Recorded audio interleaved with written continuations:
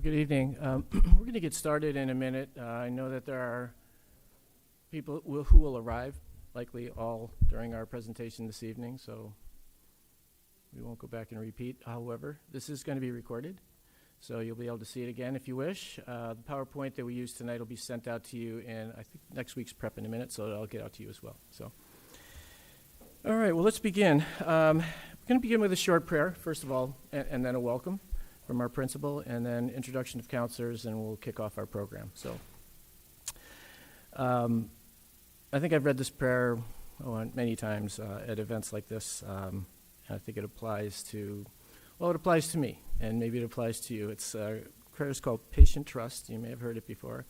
Teilhard de Chardin, the Jesuit theologian and genius, wrote the prayer. Anyway, let's begin. Just maybe take a minute to arrive. All right, we'll let everybody have a seat. Okay. So again, the prayer is patient trust. Above all, trust in the slow work of God. We are quite naturally impatient in everything to reach the end without delay. We should like to skip the intermediate stages. We are impatient of being on the way to something unknown, something new. And yet, it is the law of all progress that it is made by passing through some stages of instability, and that it may take a very long time. And so I think it is with you. Your ideas mature gradually, let them grow. Let them shape themselves without undue haste.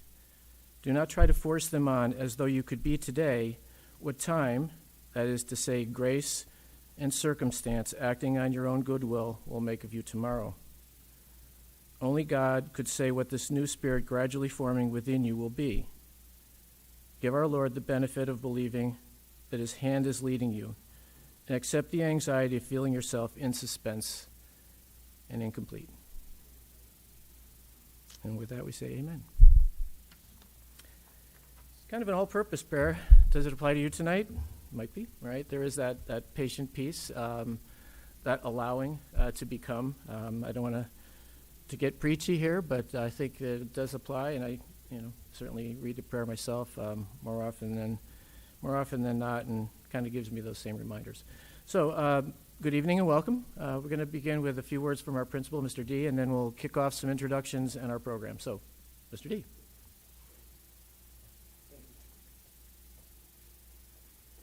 Thanks, John, and welcome. Great to see you all here tonight. It's been a great first couple weeks. I've really enjoyed having the boys back. I'm part of the group that's here 12 months a year. So we had a lot of guys here doing some summer school. A lot of our incoming freshmen were here right till about July 28th, and then this place was a ghost town, right? So we had about a month where it was quiet. So it's great to have everybody back. Just want to talk about a few quick things here. Number one is just thank you. Thank you again for all that you do on the family side, on the parent side, to dedicate yourself and to dedicate your sons to Fairfield Prep. We're honored that we have each one of our students here every day, and we know that it's not just a student commitment, it's a family commitment. So thank you. Number two, you're in good hands this year. This is the college process for any of you who this is your first time. You are in very good hands with one of our college counselors, and use them. Reach out to them. No question is a bad question. No question is a question too small. And I will also put a plug in that your son will end up where he's meant to be. I still remember being a high school student at BC High up in Boston and having my heart set on going to Boston College. And of course, I ended up not at Boston College, at Fairfield U, and it changed my life for the better. So you'll always end up, and I'm a firm believer that you'll always end up where you're supposed to be. Our theme this year is for others, and I'm hoping that your sons have talked about that, and I'm hoping that you've seen that a little bit in our social media posts and some things that we're sending out. It has been such a pleasure to work with the class of 2024 over these first couple weeks here. The first full day of our freshman orientation, we had our sophomore class here, kind of creating a little tunnel for them to run through, but we had 8 or 10 of our senior leaders who would grab a bunch of our freshmen and run them through that tunnel. Really just creating that sense of community, creating that sense of brotherhood right off the bat for our newest members of the class of 2027. When you come down here during the day to the lunchroom, there's a high energy, and it comes from those guys. At the Greenwich football game last Saturday, tough result, but one of the things that I loved, and again, this is me from my perspective as a principal, was that every piece of trash that was on the ground in our student section was picked up in garbage bags and out. So our students stayed back and picked everything up. I was talking to a mother of a freshman 2 days ago, and she said her son's had some transportation issues, forgot money on the first day, forgot to get the train bus on the third or fourth day, whatever it was. But now twice he's been picked up by an upperclassman who he thinks is a senior. He doesn't know who it is. Probably not the best, but who he thinks is a senior, walking on Barlow Road, and the student would drop him off at the train station. It's little things like that that make this community such a special place, and it's being led from our senior class. So thank you for all that you do at home. We're thrilled that you're here. We're thrilled to have these guys back, and I wish them the best this year. It's an exciting year, and I'm thrilled to walk alongside them during their senior year. So thank you very much. I'll pass it back now to Mr. Hanrahan. Thank you.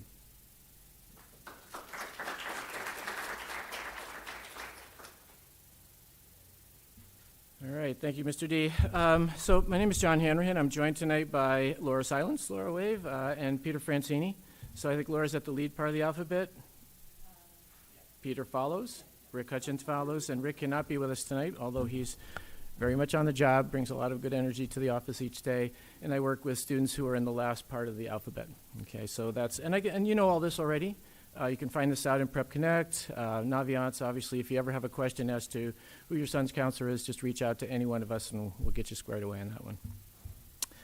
I wanted to start with a few opening comments before we get to our actual PowerPoint, which is sort of the business part of the evening. So just sort of a context setting few words here. And Mr. D already kicked us off with that. So during senior orientation this year, the seniors were asked to consider this year, senior year, as one of unique and exciting challenges. They were called upon to be persons for others, which is certainly our theme for the year, which really might seem to be a lofty call when you consider the very practical college application steps ahead. However, making reflective decisions, forming college applications thoughtfully, and conducting themselves well in and out of the classrooms, while all the time while enjoying the special privileges and rights and responsibilities that seniors have, is very much a part of being a person for others. So this is really a time for your sons to remain true to self. Again, we're talking about this earlier with a parent this evening about the pace of discovery, or the process of self-discovery, continues, maybe intensifies in a very interesting way in senior year. A time to remain true to self and fully aware of the important changes that have occurred and will continue to occur this year in their lives as they live out their prep journey. As we move toward the business end of the evening, I wanted to offer a few thoughts that have come to our department from some college admissions folks.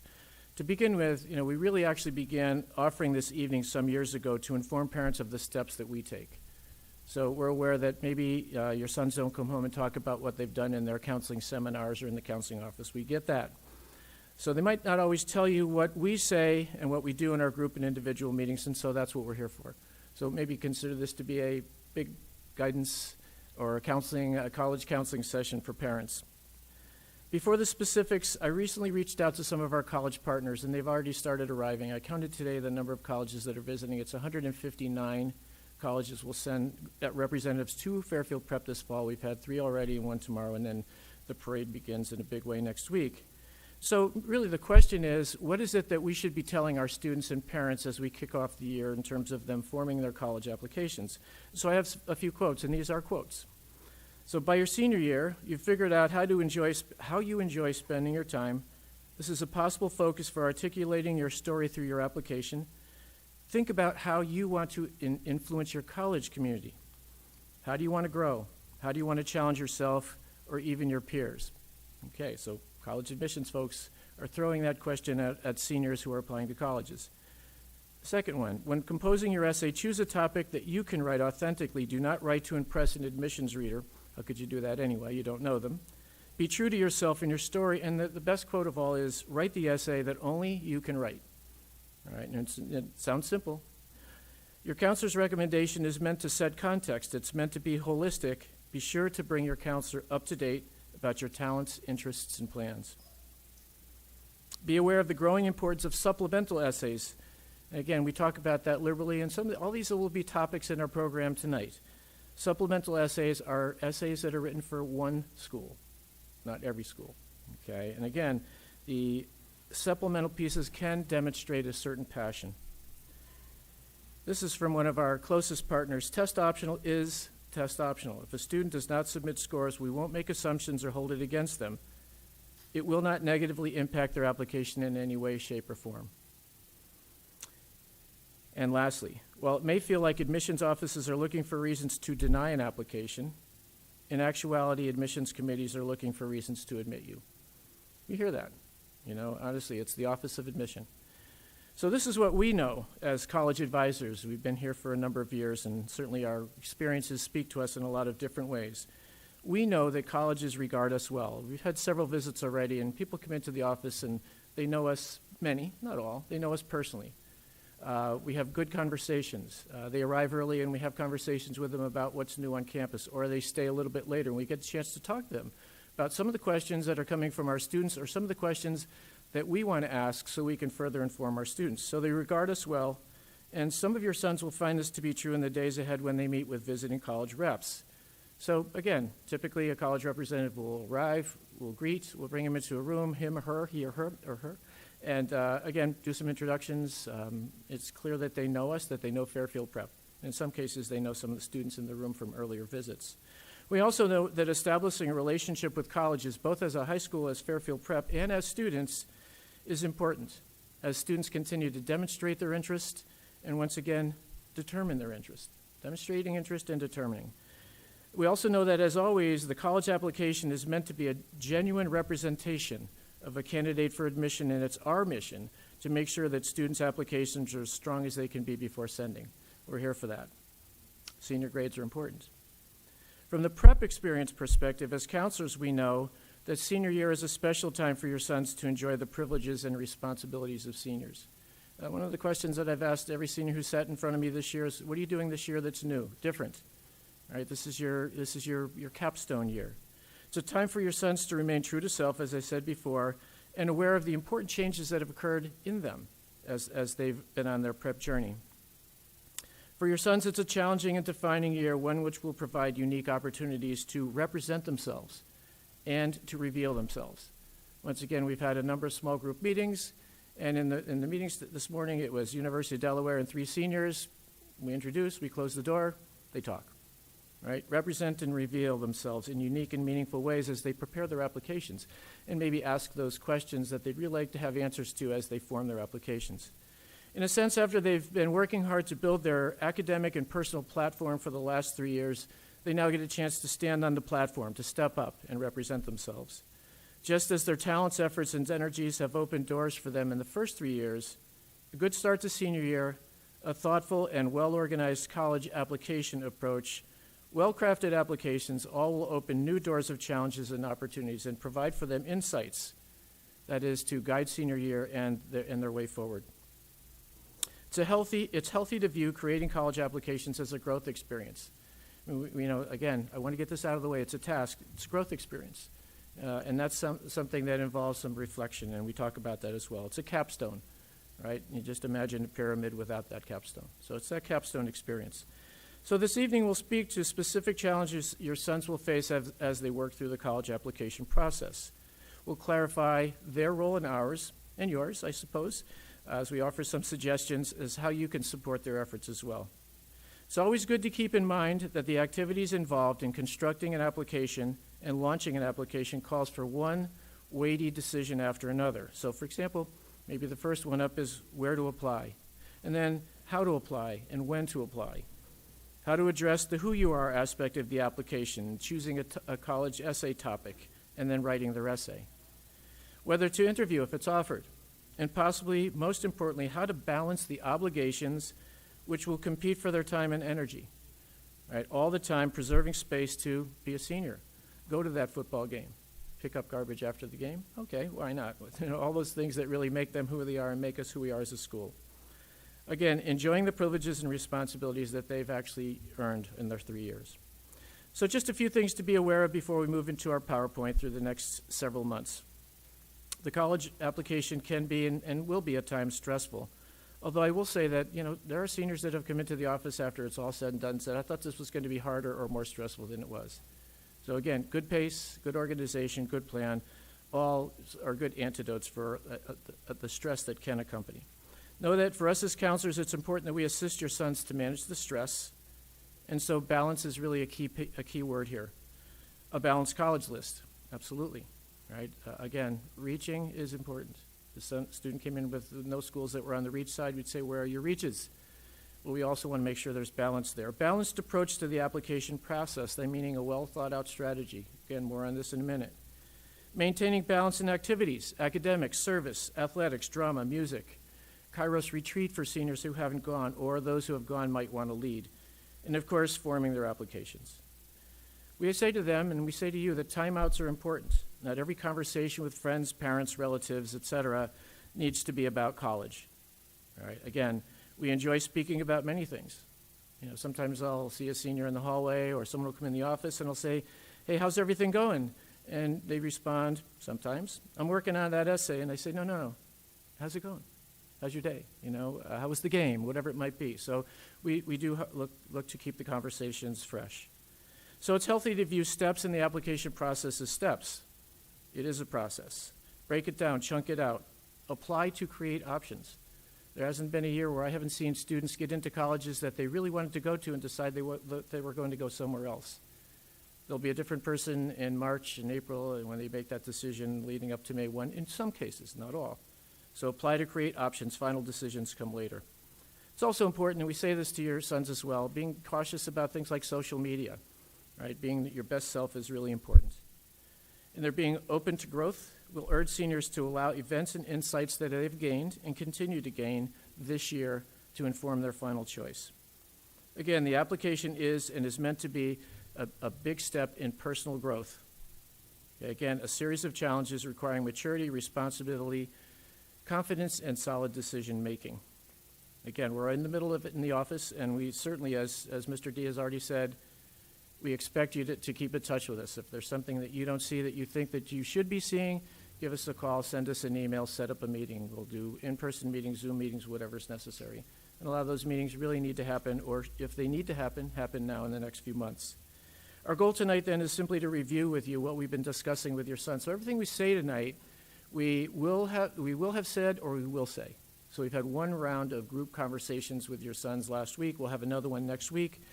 And I want to say also that, one of the really important themes in all of this is communication, and that there are a lot of dynamics to that. Communication with your counselor, absolutely. Communication with college, absolutely. All right, so once again, the guys who were in the first couple of meetings walked out with contact information for the admissions representative, and what did they say? Give us a call, send us an email. Some of them are regional reps, and they'll actually come back and they'll interview. They're opening up the pathways, and I think that's really important. So with that as a starting point, I want to just cover a few slides, and then we're going to move it around. I think Pete, you'll follow, and then Laura, and then we'll kind of wrap it up with some questions at the end. So here we go. So in the do now category, so we sort of have some command words at the top, and these are the things that your son should have done, should be doing, should have done, and we've covered these, both individually and in group. All right, so again, these are the things that you should have seen, and if you don't see them, once again, know that they're being addressed. So reconnect with a common application. So the common app, every junior, that is your sons or seniors, when they were juniors, established a common application account last April, every single one of them. And of course, reconnecting with it obviously means letting all the information they put in to roll over. So reconnect. Complete the FERPA agreement, that's the Family Education Rights and Privacy Act, and then there's a matching procedure. It's simple. We did it in a group. We've done it individually. We did it in our college application boot camp at the end of August as well. That link allows counselors to send documents off to college. That linking allows teachers to send their recommendations electronically. Finalize standardized testing schedule, and when appropriate, send scores, watch deadlines. We heard from the Penn State rep the other day. Penn State is test optional. Most colleges are. That'll be addressed in a later slide. But again, they said if you're sending scores, they need to be there on the day of their early action deadline, which is November 1. So if you put the send order in, they don't get there.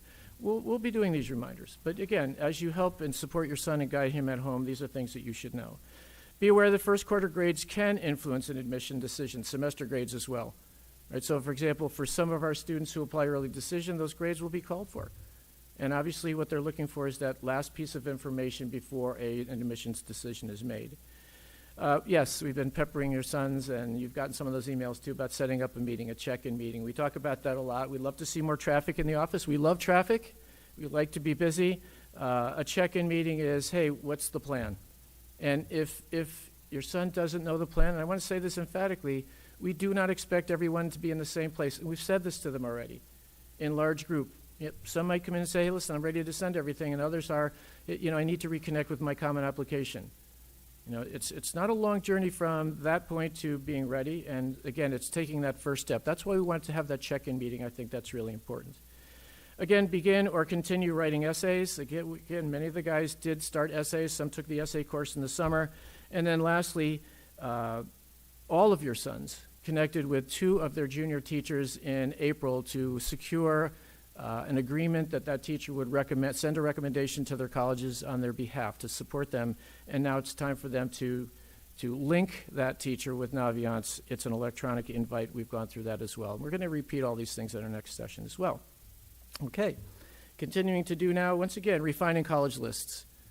You can see those college lists in Naviance, and so can we when the link is made between Common App and Naviance. Continue to determine or demonstrate interest, very important. All right, again, as I said before, if your sons are applying to create options, obviously the plan is, unless they are dedicated to one school early decision and they get in and they're done, they're creating options by applying to a number of schools, right? Whatever that number is. Engage in college rep visits at prep. We say this, and it's so true. The college representatives who come to us are oftentimes the same people who come to us each year. So tomorrow, Michigan State is sending their representative. His name is Larry Alterman. He's been coming here for a decade.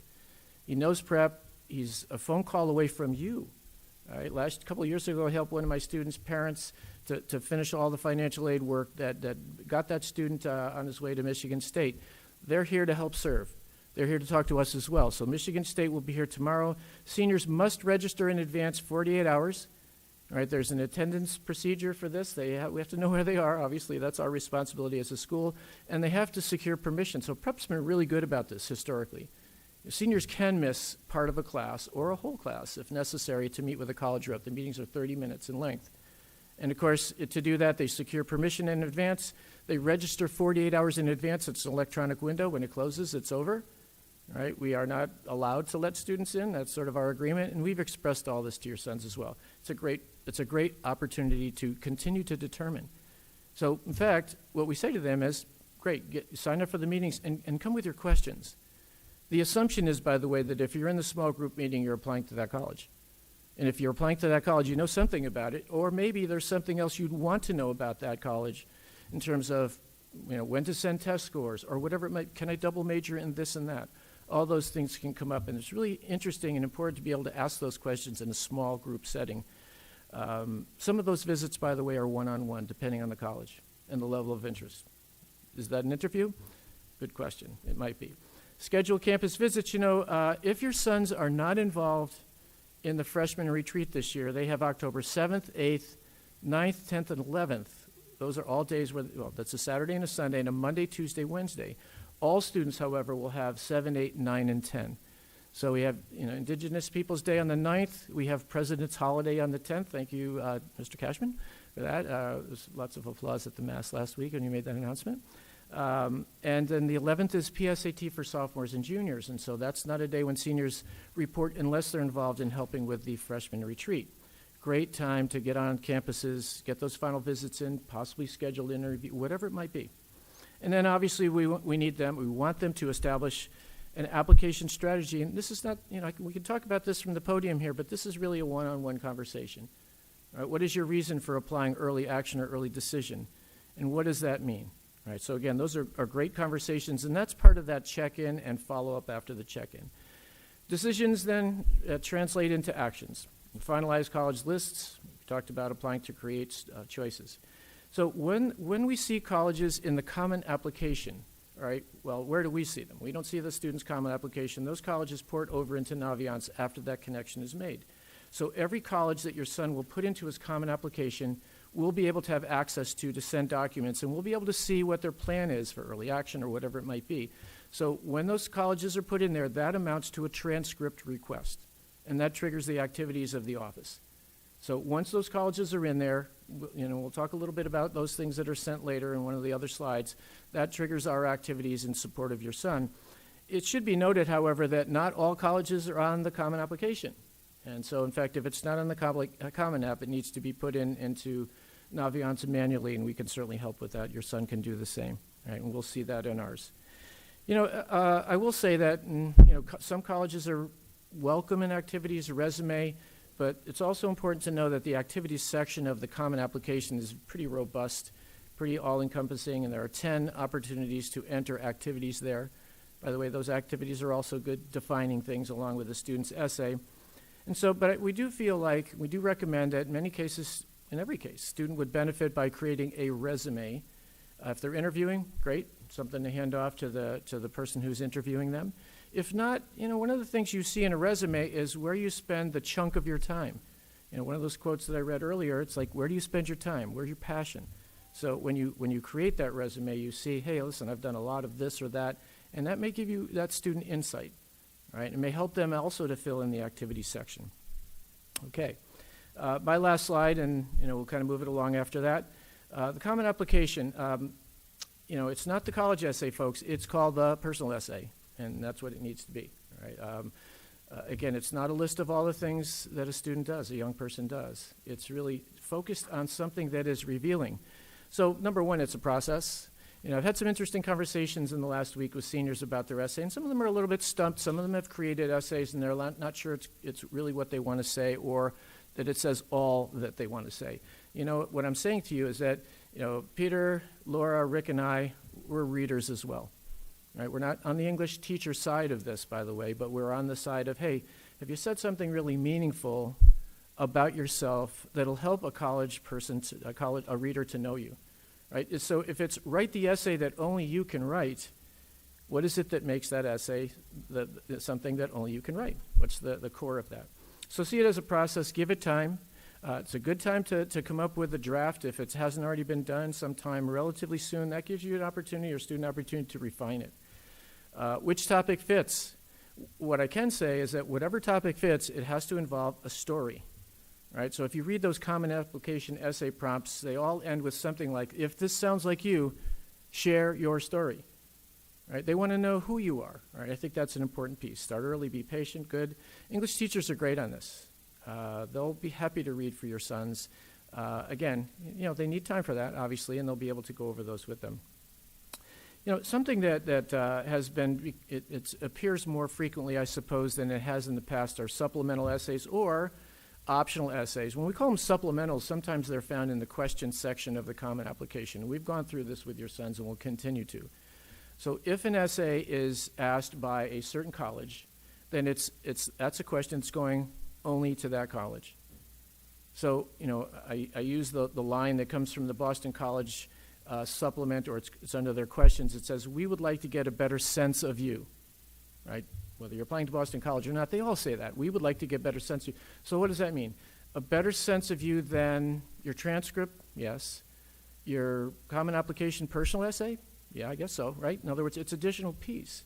Then your counselor's rec, then your teacher recs. Yes, yes, and always yes. So, in fact, this is a question that's being asked that's going only to that college. And, in fact, when you look at those questions, they're pretty specific and unique. Right? So, basically, what are we looking for? What is this college looking for? They're looking for more information. And maybe this is where they're looking for that fit. Right? Yeah, you got the grades. You got all the good things. Do you fit? And so this is that essay. So, again, and the other side of it is, we put optional in quotes here. There's nothing optional. You get another chance to say a little extra something about yourself, you know what? Yeah, take it. I mean, it's a really nice opportunity. And by the way, that could be something that tells you or tells them whether you fit. Not whether you can get in or not, but whether you fit. All right? So again, speaking holistically. So, a few last points here. The essay is personal. It's the who you are. What you can do, application that on your transcript, what you can do is certainly in your teacher recs. All right? Those are classroom specific. Who you are, activities, essay, obviously counselor rec can really contribute on this. It's a context setter. Always show, don't tell. Don't tell me that you went on a service trip or that you've done this or that. Telling doesn't really give them an insight into who you are. Show it, right? Be authentic. Lastly, Yeah, a lot of colleges in the past might have done more with interviewing candidates, not so much anymore. The essay really is, in many senses, an interview. And it's an opportunity to truly speak for and reveal yourself. So that's it for me. We're going to pass this on to Peter. Thank you for your attention. We'll come back and we'll do questions at the end.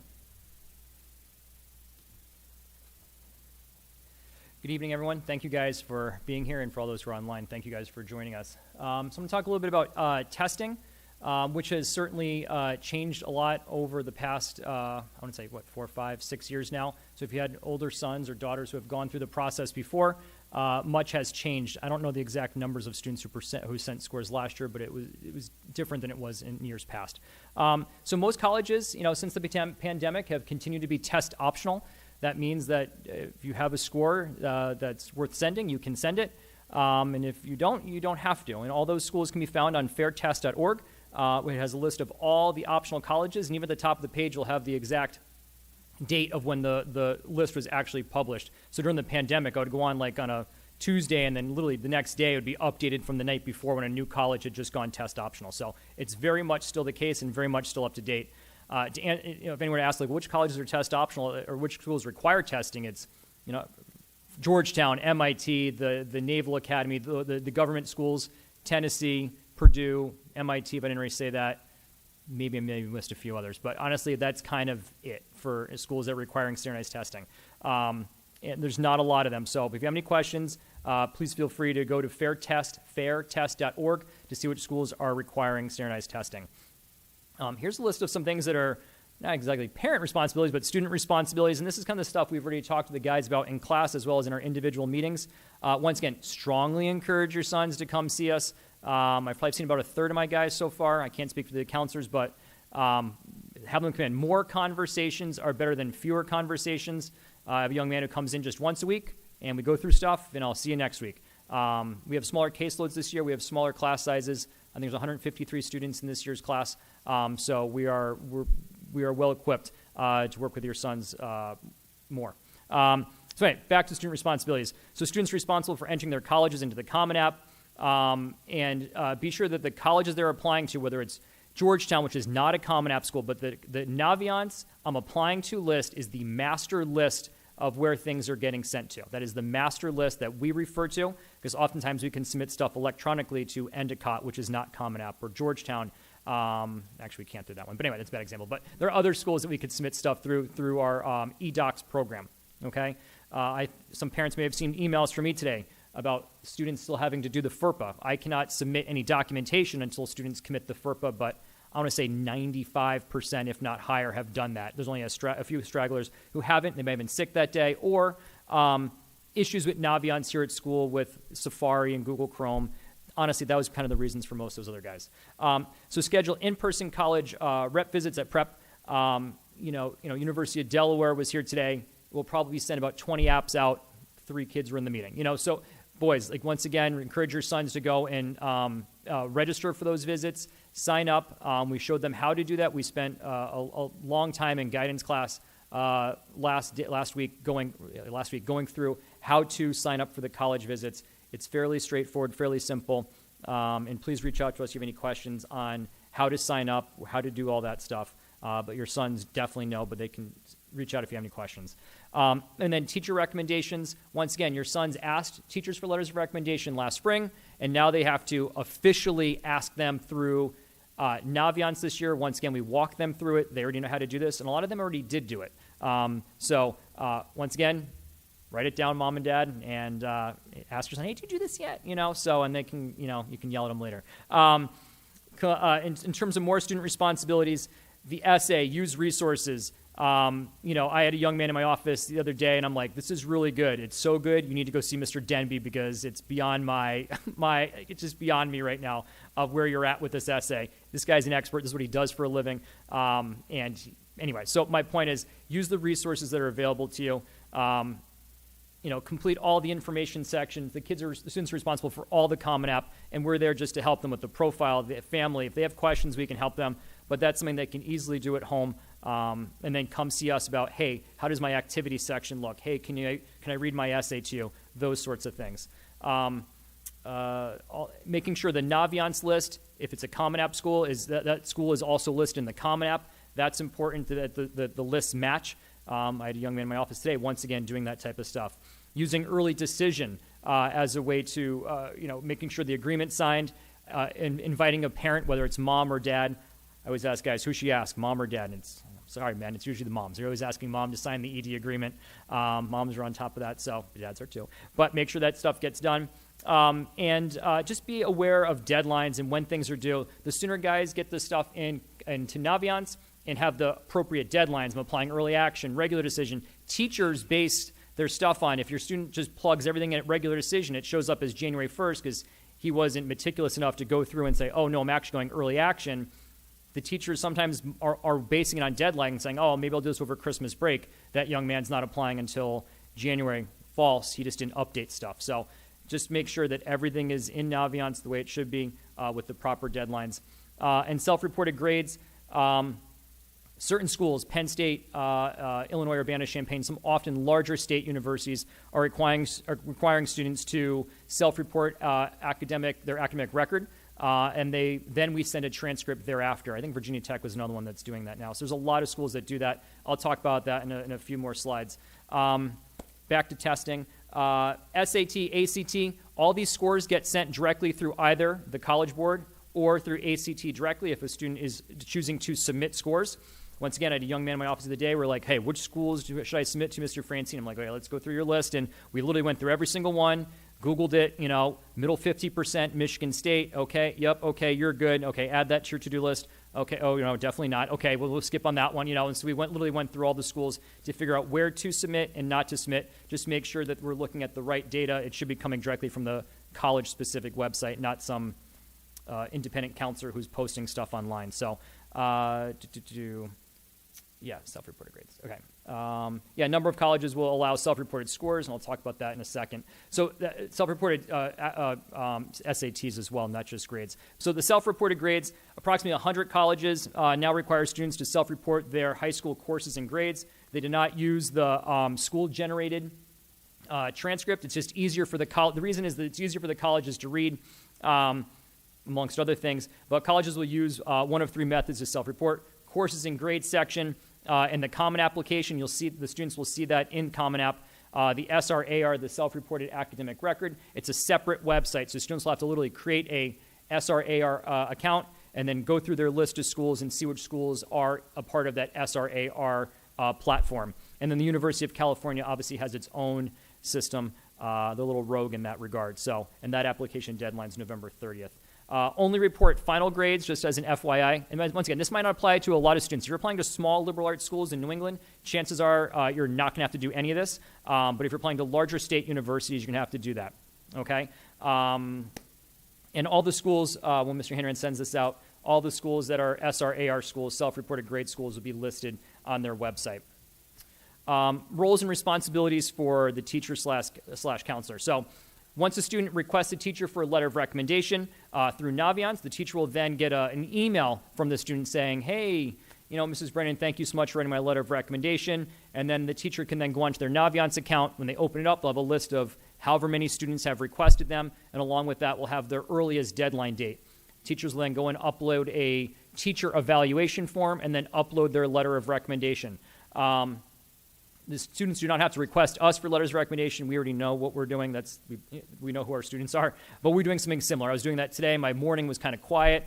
Afternoon, not so much. And I was literally starting to upload alphabetically filling out my counselor form. So, anyhow, college advisors will submit the following. As I said earlier, it will be based off the colleges I'm applying to, the official transcript. I was working on the secondary school report today and the counselor recommendation. And all that stuff, these are the things that we will take care of. You don't have to email us for official transcripts. We will take care of this. And this is a little thought bubble on how do things get. Students often ask, do I have to wait for you to apply? I'm ready to apply. It's like, no, dude, you just apply when you're ready. We will submit our stuff when it's ready. Sometimes teachers will submit before the student's done. But anyhow, so this is kind of like the little how it would be broken down. So the student is responsible for their application, their essay, submitting official test scores, paying their application fee if there is one for a school, and the self-reported academic record. That's what the students are responsible for. The teachers will be sending all of their letters of recommendation directly to the college. They take care of that directly.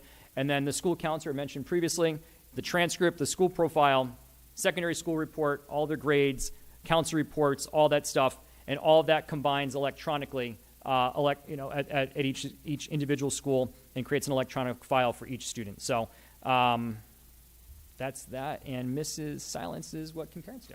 Thank you.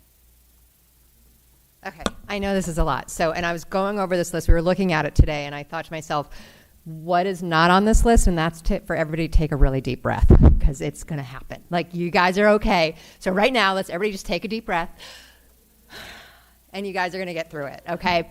But what can parents do? So there's some definitely logistical stuff that parents can do, and then there's just kind of those support roles, right? How can we support our boys in this process right now, which is huge.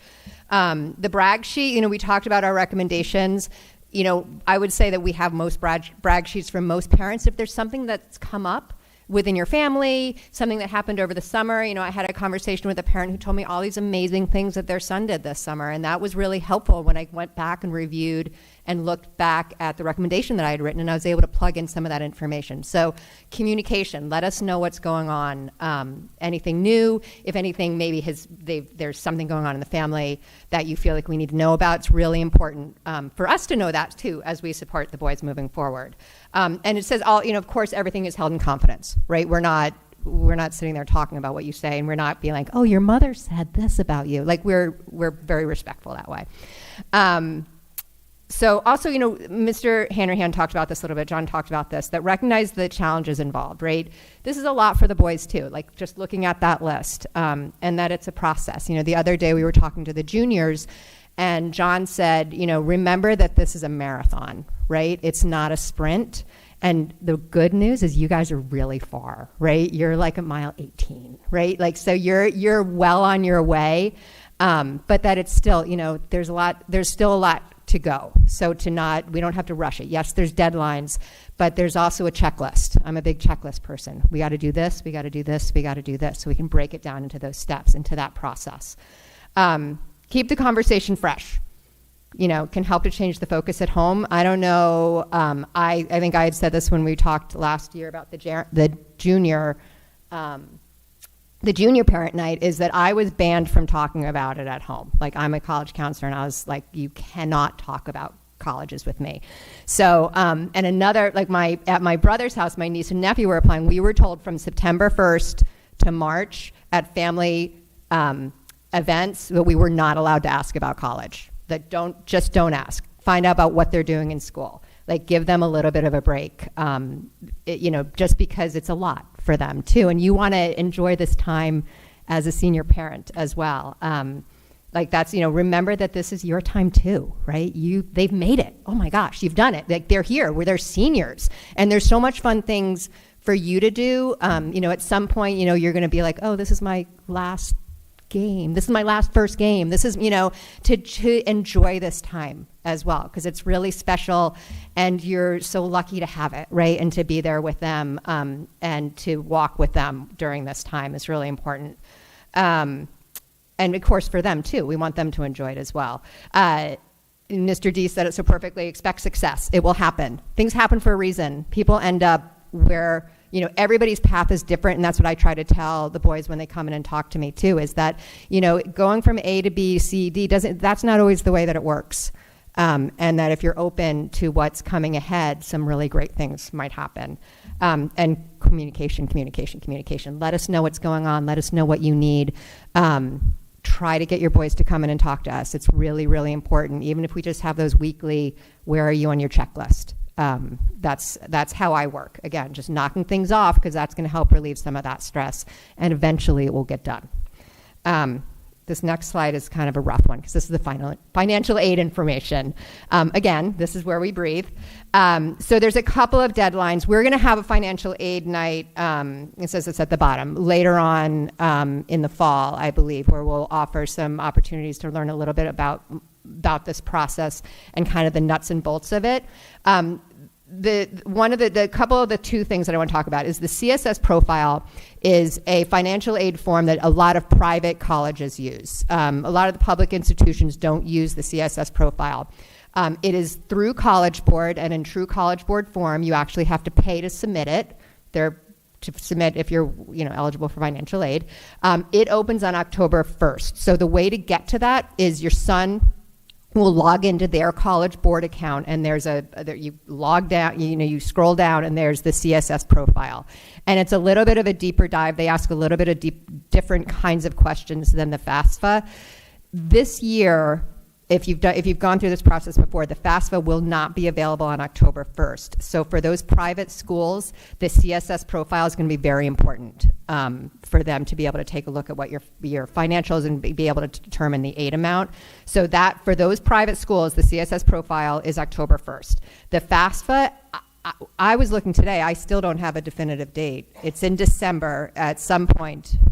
And there's no date yet as to when that will be available. So hopefully once we have that information, we'll start to put together our financial aid night.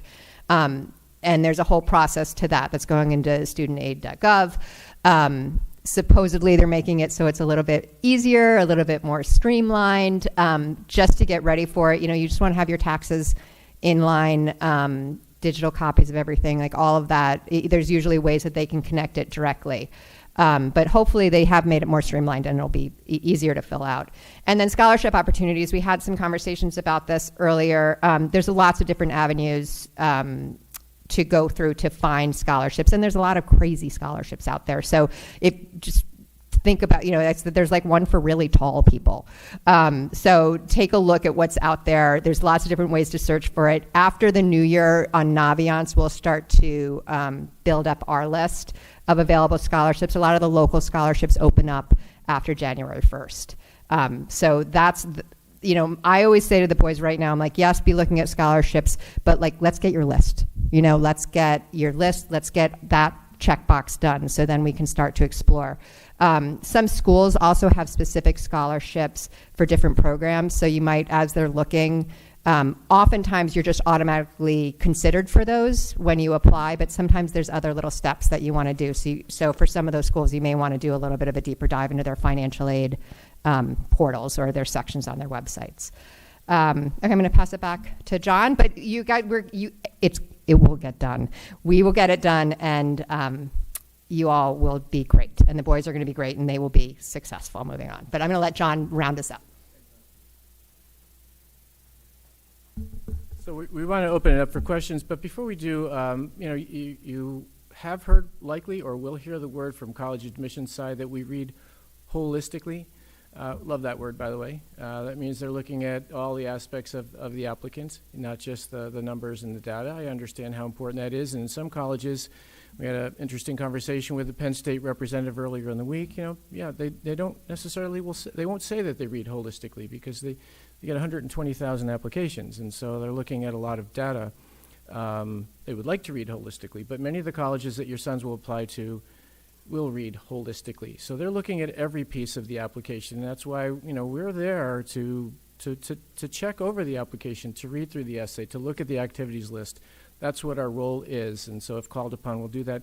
We would like to think, by the way, that we work holistically. So, for example, we find out that November 1st is a free application day for anyone applying to the University of Connecticut. So if your son intends to apply to UConn and he applies on November 1st only, I think it's now $75 is the app fee. Why not keep the money in your pocket, so to speak? So we funnel that information out. And in fact, as we do the same thing for our juniors, as colleges report that they're going to continue to be test optional. We did that with your sons, obviously, between junior and senior year. So the information that comes to us from colleges. Interestingly enough, we heard this from a college rep earlier in the week about the question of whether to submit SAT or ACT scores. And it was really a nicely worded statement. You take a look at your grade point average and your academic record and take a look at your scores, and if they complement each other. Often we're looking for that exact number. Is it 1220? Is it 1350? Is it whatever?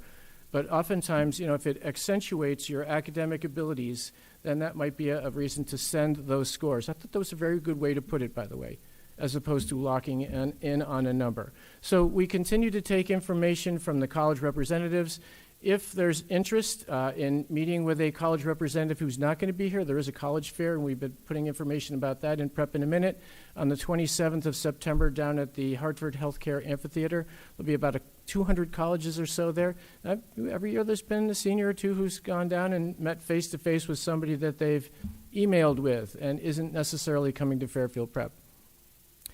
Between our counseling, our college counseling session, group session last week, and yesterday afternoon, there were about 15 colleges that entered the list. So each week we send out an update. So St. Joseph's University in Philadelphia jumped on the list. Dartmouth College ended up jumping on the list. So in fact, we send those out to seniors each week to say, if you already registered, make sure you go back, especially if you're interested in one of these schools. Also, we've been saying to your sons that some colleges, not all, will actually interview candidates for admission at Fairfield Prep. Tends to be the Jesuit schools. In fact, it is only the Jesuit schools, I should say that. So Fordham University, which does not interview anywhere, will interview as a courtesy to Jesuit high schools. So we'll have a Fordham interview day here at Fairfield Prep. So in fact, we recommend that. All right? And again, there'll be a certain number of slots. And by the way, they're very generous with their time, so they'll stay the whole day. It's one interviewer. In fact, she'll be at the Hartford Healthcare Amphitheater as well.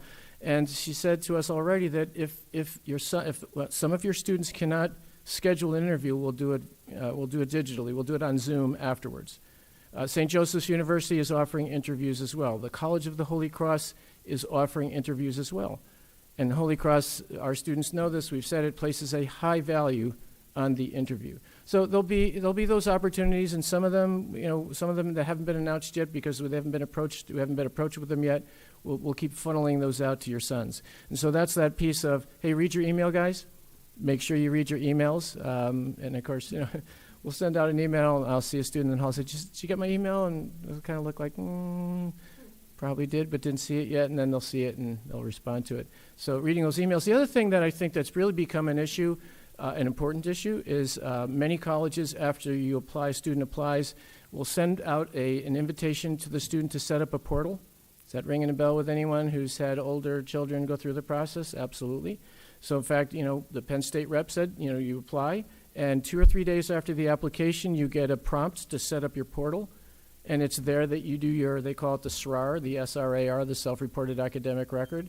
So in fact, if you're not monitoring your emails and don't see that invitation, you'll never submit your self-reported academic record. Now, those things haven't happened. I don't want to put a fear in you on that one. But, we say to students over and over again, set up your portal, check your portal.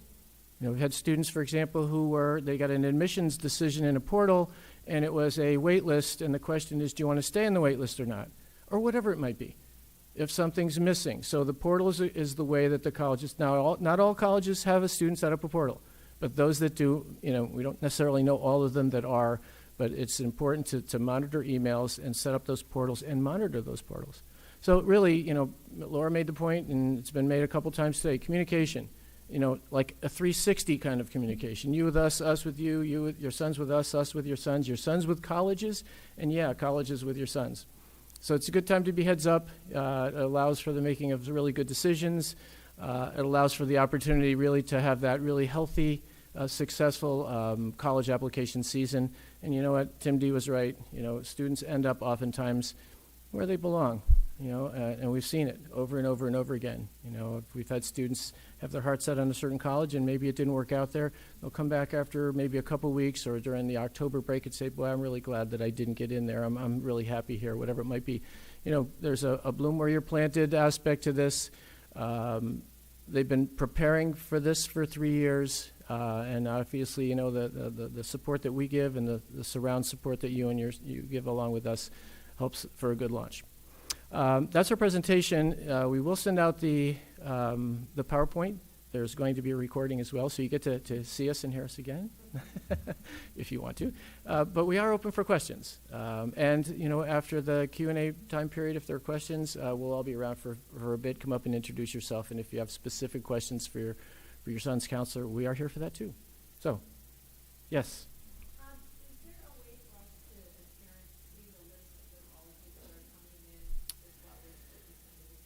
So that's a good question. There should be. It's on Naviance.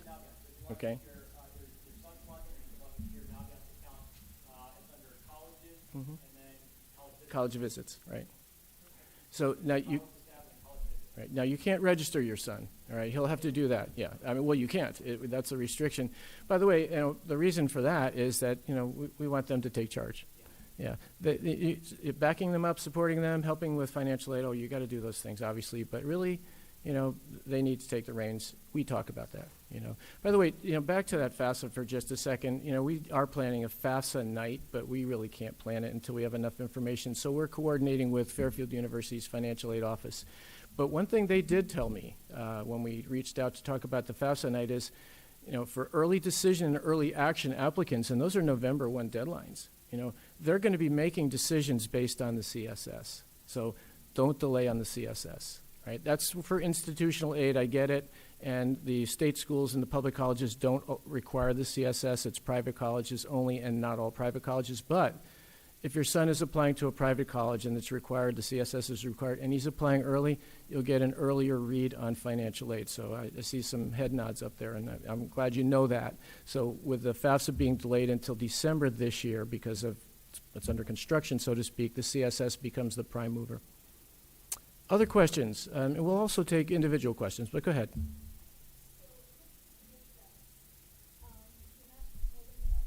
Mm-hmm. So if you have more than one child, you have to for each. So if you child number one, you go into their college board because their child, and then family number two.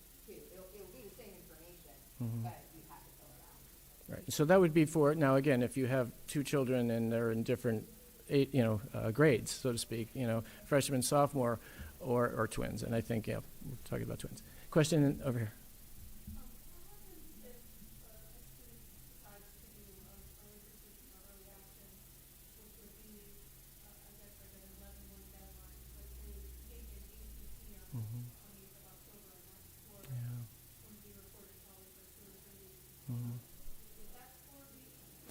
So it's a very good question. So the question is, if a student applies for a November 1 deadline and takes an SAT or an ACT where the scores aren't going to be ready by November 1, that's a college-specific question, by the way. Penn State says we need them there on November 1 if they're going to be counted for admissions purposes. But other colleges will allow that. So in the common application, when a student indicates that he or she is going to report scores, it asks test taken and to be taken. So make sure that, hey, I'm taking it. But again, you probably have to make the decision to send before you see the scores, because if you see them first and then send, you're putting an extra delay. So again, if there's a real, hey, listen, I knocked it out of the park on this one, then get those things sent. But it's a college specific. And by the way, that's one of those questions that's often asked in a small group meeting here at Fairfield Prep. Hey, by the way, would you take October SAT scores for a November 1 deadline? Right, so some schools will absolutely say yes to that. Okay, question? For the purple student, Mhm. coming out, is that something that parents have to assist with, or? No. So in fact, this question is about the FERPA. The students do it on their own. Right, absolutely. And really, Peter said most of his students have, most of our students have. Yeah, yeah. Matching it, that might be 95 or 98%. Yeah, to be with there, yes, I do not need to see my letter of recommendation. Yes, I acknowledge that I've read whatever it says in the FERPA, and I understand what I read, which I never read. It's on their name, it's like a calendar date. No. Only if they're doing early decision. Right. So Yeah. if they're Yeah. doing early decision, he'll require, I didn't say that one of my students, he requested, I think it was mom, he requested, I didn't say this, he requested mom, and he typed in her email, clicked invite, and then if I go to my, now I'll be honest, go to my account, hit refresh on the young man, when I go to click on submit forms, it'll pop up as, Billy wants to go EB to whatever we need in the school. And then I'll have to sign electronically for something, you'll sign something electronically, and the student will sign, the student already did, then he'll send the invitation to you, we'll get the invitation. It's pretty straightforward. And once they do the purple once for one school, Right, it stands for all. fills it all out. Right. Yeah, and of course, then there's the sending of the fee. Obviously, parents are involved in that, I would assume. But other than that, signing off. Yeah, that's the best. All right, sorry about that. Hey, mom, I have your credit card. Sorry about that. Yeah. $4 later, yeah. And by the way, there are some schools that waive fees. Fairfield, you will waive a fee for everyone. They'll send us a fee waiver code.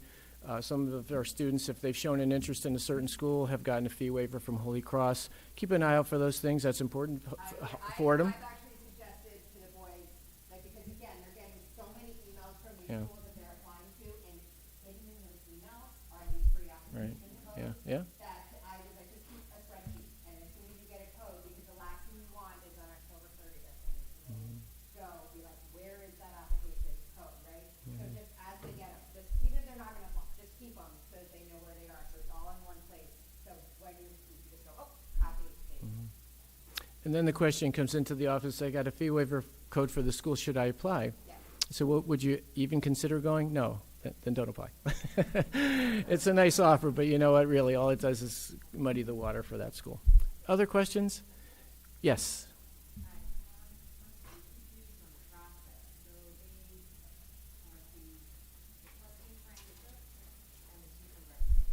Okay. So the question is about the process of requesting transcripts and teacher rec. So really, once your son's colleges are in his Naviance colleges I'm applying to, right? Once they're there, that is a transcript request, right? So we have access to the same list, counselors that is. And of course, the other step is, and Peter talked a little bit about this, your son is being instructed on, and has been and continues to be instructed on how to invite teachers electronically. So, some of the guys come in and say, wait a minute, I already asked my teachers in April, and they said yes. Well, yes, they did, but now we need to create the machinery or the avenue for them.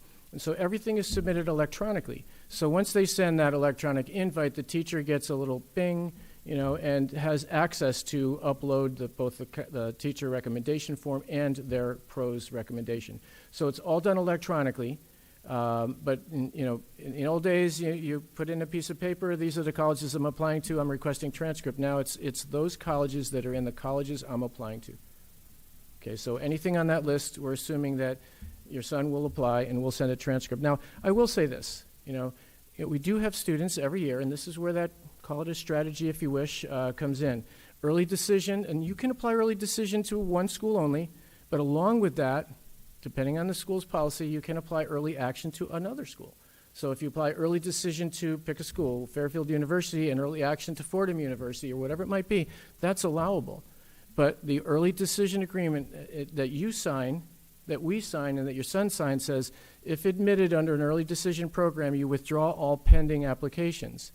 So in fact, once we see that list and begin sending, we'll send to every school that your son has requested for.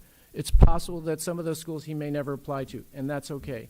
Nothing is compromised. When you took a look at that, I'm a visual person, when you took a look at that thought bubble, and that's a question that actually comes up even today. A student said to me, I see that my teachers, this is a student who's kind of on the front edge, haven't submitted their recommendations yet. I'm waiting to send my application. No. Everyone sends when they send. It needs to be there by deadline, and things will pull together in an electronic file. So in fact, it could be that the application is the last piece that gets there, right? So a student could request a transcript to a school, teacher sends the recs, counselor sends all the documents, and then maybe the day before the due date, the student submits the application. In any order, it doesn't matter. But once those colleges are on the colleges I'm applying to list, that is a transcript request. And once they have electronically invited their teachers, then everything is done. So to make this very simple for the guys, and not that they can't understand complex, but once you have asked for a transcript, put your colleges in, and once you have asked your teachers for their recs, everything else is in your hands. So we said, hand off to those people who need to support you what we need to do, and then you take care of the rest. And we'll check in and talk to them about that. Keep it simple that way. And I think that otherwise it's like, well, which order? The order is, give me the list. As the counselor, give us the list, make sure it's up to date. And if you add afterwards, by the way, you can add, list of colleges you're applying to and the colleges I'm applying to. That's another thing that students will ask. It's like, can I add after the initial list? Well, the answer is yes, but communication is really key in that one as well. All right. Yes.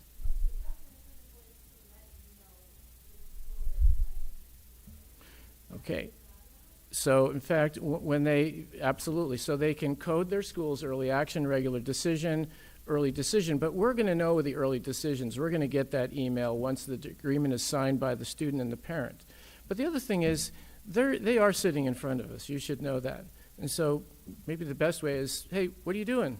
Oh, I'm doing this one early action. In other words, we are in communication. Honestly, you should know that.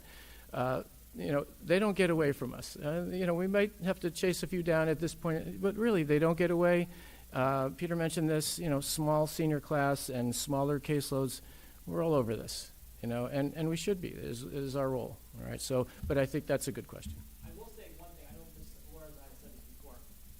When it comes to seniors, I don't chase them down. Parents email me, but I don't chase down seniors. This has to be their process. So, I think it's really important that they as I said, more communication is better than less communication in this process. So that's fine. Yeah. Okay.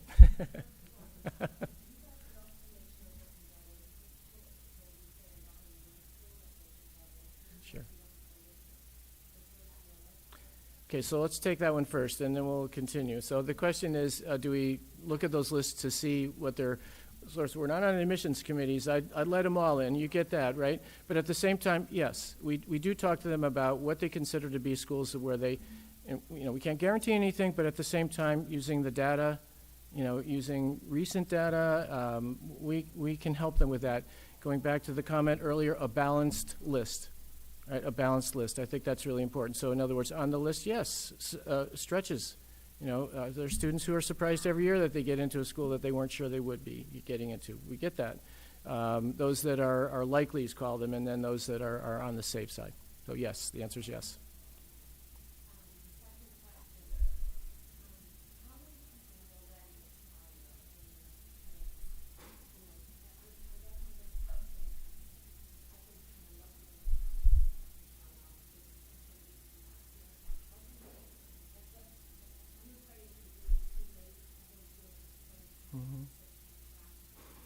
This is about,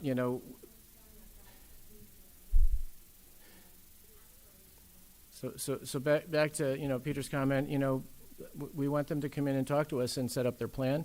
I will tell you, it's never crashed. Right? Storm Sandy. When Storm Sandy happened, the servers got put underwater and everything got delayed. But you know what? Barring something like that, it's never crashed. So in fact, you know what? We've never heard of an issue of a yeah. Yeah, it's the only one I could think of. I would wait till 11:50. Good point. Sure. Yeah. True fact. Right. Yeah. Yeah. But so you should. Let me just add.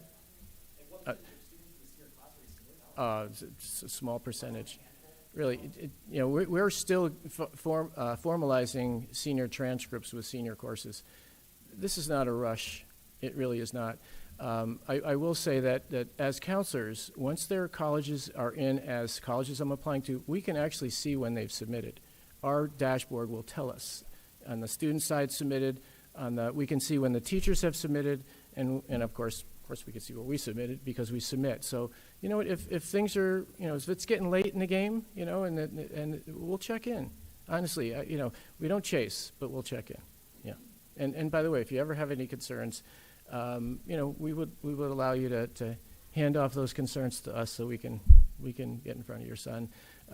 Keep peace in the valley at home. We like to do that too.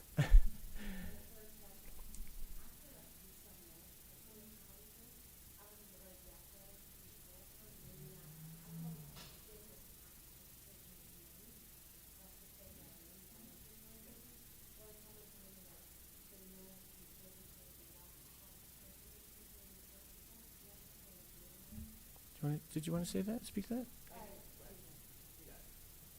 We can all talk. You can absolutely visit afterwards if you plan that. They understand that these kids are busy, parents are busy, schedules are busy, and I think a lot of parents want to be there when their kids on campus, right? Instead of being able to go in the summer, you want to go and you want to be able to see what the community is like. I would suggest that there is demonstrated interest where they do like to see you on the campus, but again, they understand. So I would say make sure that you come and do the visits here, right? If the school is here, you meet that person. Say, I'm going to look, I'm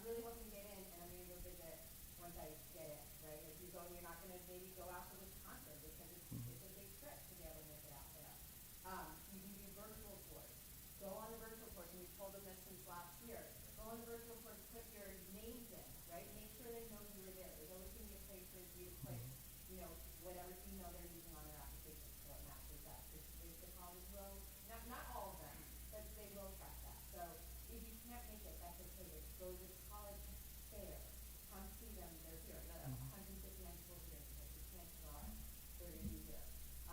Reach out to them directly. That you can always do that as well. So there's lots of different ways to show that interest, right? The admissions folks will tell you the same. If it's right around the corner, you should go to campus. I was sat with a student today. We were looking together at a school in South Carolina, and we clicked on the virtual visit, and the screen opens up, and it's your name and your address and then your contact information. And so they know that you have interest. So there's not an expectation you'll see every school. Obviously, you'll do your best to see it if you're going to enroll, right? But at the same time, there's not an expectation. But, Laura said it well, and there are lots of ways to show interest. Let's end with this, and if you have a question that we haven't been able to ask, we'd be happy to answer it individually. Thanks for being here. Keep in touch. Enjoy the back-to-school night. Take care.